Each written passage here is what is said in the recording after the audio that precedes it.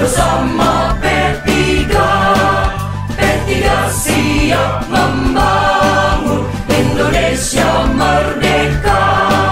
Mari kita siap menyongsong Indonesia ke depan. Mari kita siap membangun dengan iman dan takwa.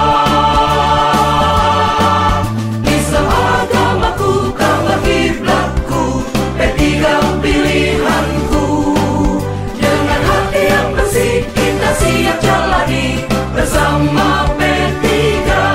Mari kita perangi kemiskinan, kebodohan dengan giat bekerja untuk menyongsong masa depan. P3 tetaplah jaya. P3 tetaplah jaya. P3 tetaplah jaya.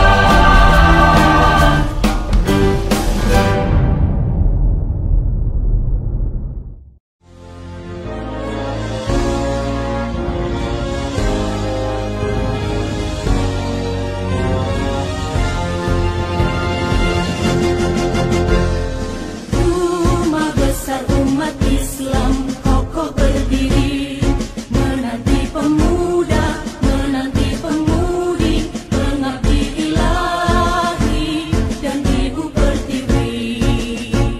Kita satu dalam cinta agama, kita satu dalam cinta Indonesia.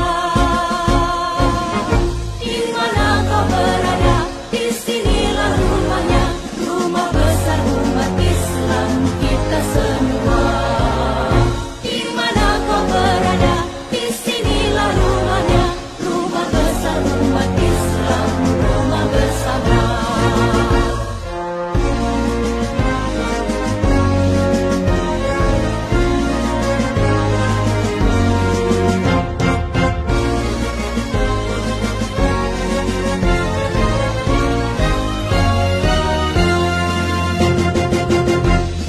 Rumah besar umat Islam kokoh berdiri, menanti pemuda, menanti pemudi, pengabdi ilahi dan Ibu Pertiwi.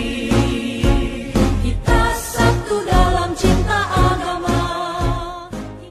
Kenapa mau nyalek dari P3? Kan partai lain banyak. Waalaikumsalam warahmatullahi wabarakatuh.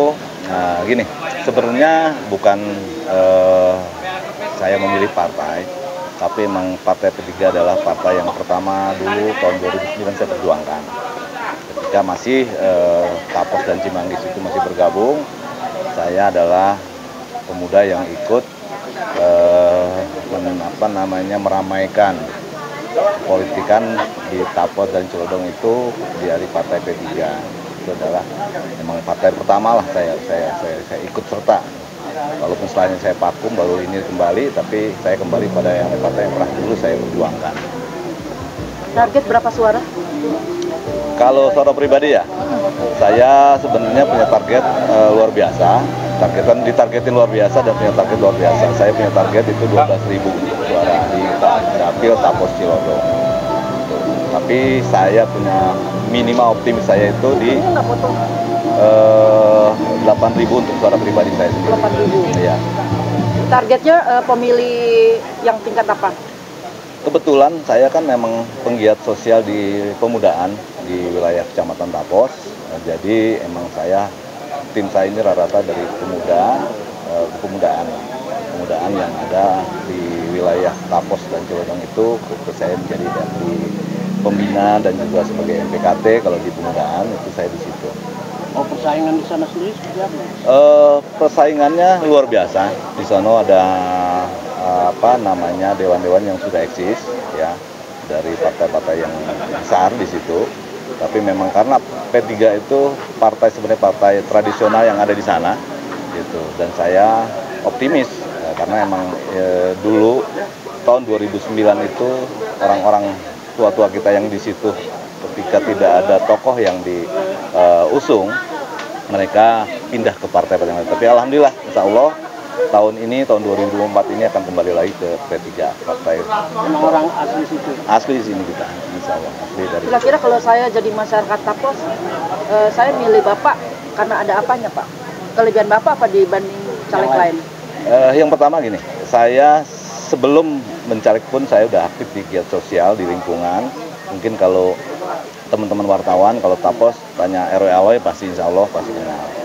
Mereka tahu siapa RW Aloy, siapa yang biasa bergiat sosial di lingkungan, orang pemuda yang bisa menunjukkan bahwa saya orang sini dan punya integritas, punya kemampuan untuk berada di depan di masyarakat untuk membantu masyarakat bisa lebih baik lagi ke depan. Itu udah terbiasa ke masyarakat. Insya Allah udah. Kita emang kebetulan kan saya juga dari kuliah dulu kan juga aktivis di HMI.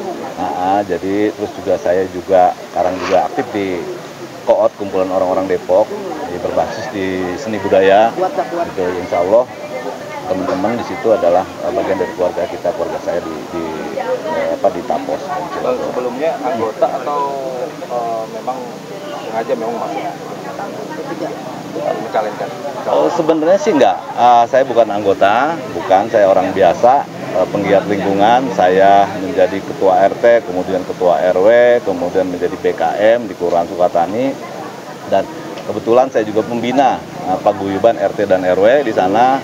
Mereka lah yang ngusung saya sebenarnya, gitu, bahwa masyarakat membutuhkan benar-benar dewan itu yang berasal dari bawah dan tahu masalah-masalah yang ada di wilayahnya. Gitu, Kalau kita bicara mengenai pileg, itu kan berhubungan atau terkait dengan amunisi. Ya. Kira-kira Bapak apakah mumpuni dalam bidang amunisi itu, Kalau Pak? mau komisi berapa?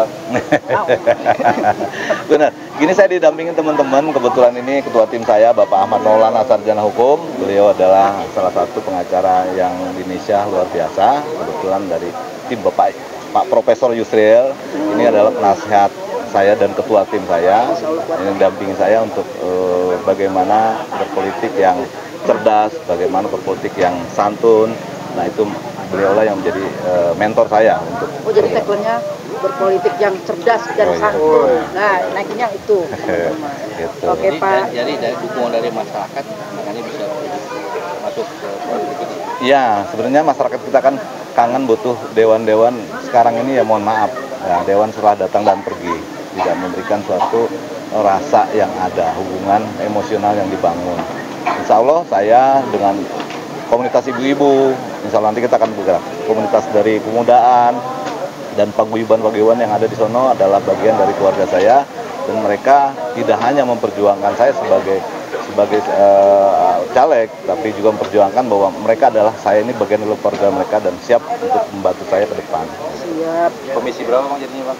Saya sebenarnya komisinya apa ya? Anggaran deh ya. Anggaran aja dah. Nanti arahan dari Pak Ketua, Pak Profesor, insya Allah kita nunggu arahan dari beliau dan Ibu Konita. Ini mau kontak ketua saya Bapak Ahmad. Kangen, Pak. Kenapa dukung, Pak?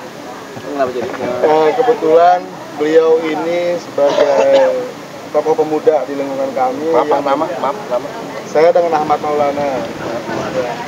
Jadi kalau ada pertanyaan kenapa kita mendukung beliau, saya sebagai ketua tim sesnya selama ini berjuang bersama beliau sejak dari bawah.